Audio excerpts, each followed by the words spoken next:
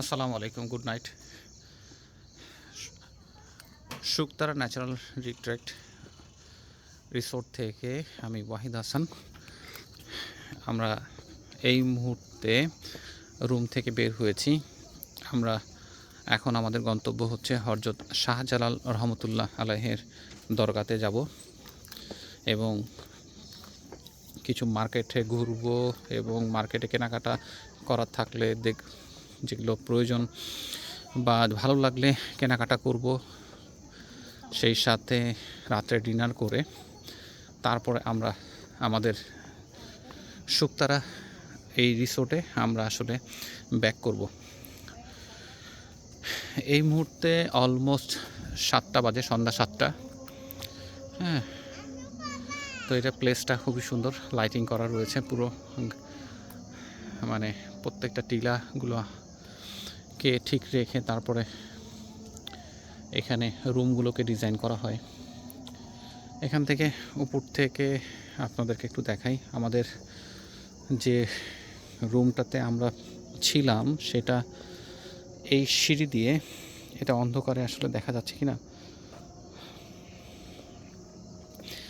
এই সিঁড়িতে নামতে হয় এবং বেশ খানিকটা নামার পরে আপনারা হয়তো একটু দেখতে পাচ্ছেন যে লাইটের আলোটা দেখা যাচ্ছে, তার নিচের তলায় আমাদের রুমটা, এবং রুমটা বেশ সুন্দর। হ্যাঁ, এখান থেকে সুইমিং পুলের ভিউটা দেখা যায় এবং রুমের সাথে একটা ক্লোজ বারান্দা আছে। হ্যাঁ, প্রাইভেট বারান্দা, এখানে বসে চা কফি খাওয়া যায় এবং একটু বসে আপনার থাকাও যায়, বেশ সুন্দর। এবং সামনে ফরেস্ট, আসলে ভিউ বলতে এখানে যেটা, সেটা হচ্ছে একদম টোটালি হচ্ছে মানে গহীন জঙ্গল, যেটা সেটাই বলা ভালো, কারণ এখানে আসলে প্রচুর গাছপালা এবং মানে এত পরিমাণ গাছপালা এখানে, সেটা এখানে আসলে বোঝা যায়।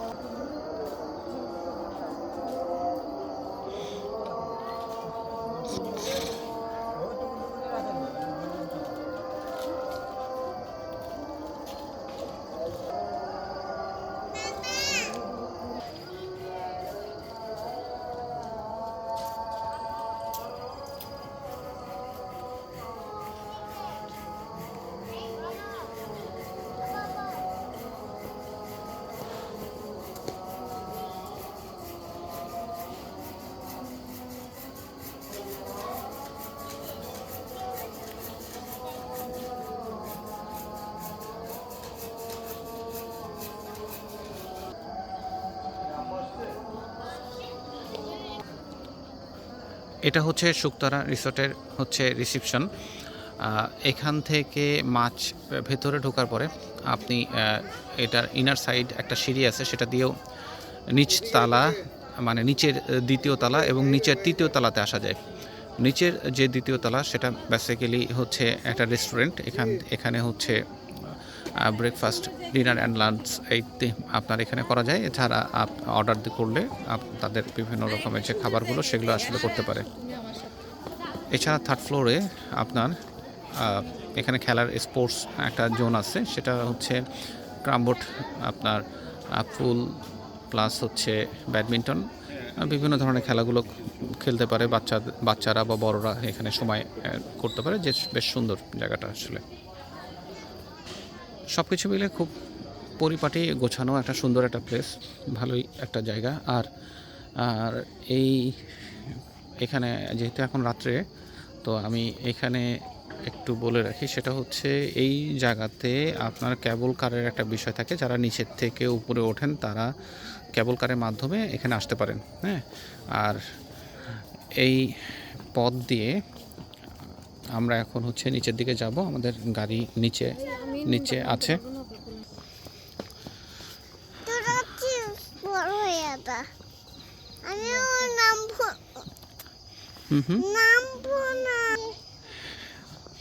আমরা একদম পাহাড় থেকে আস্তে আস্তে নিচে যেখানে গাড়ি পার্কিং করা রয়েছে সেই জায়গাতে আমরা যাচ্ছি।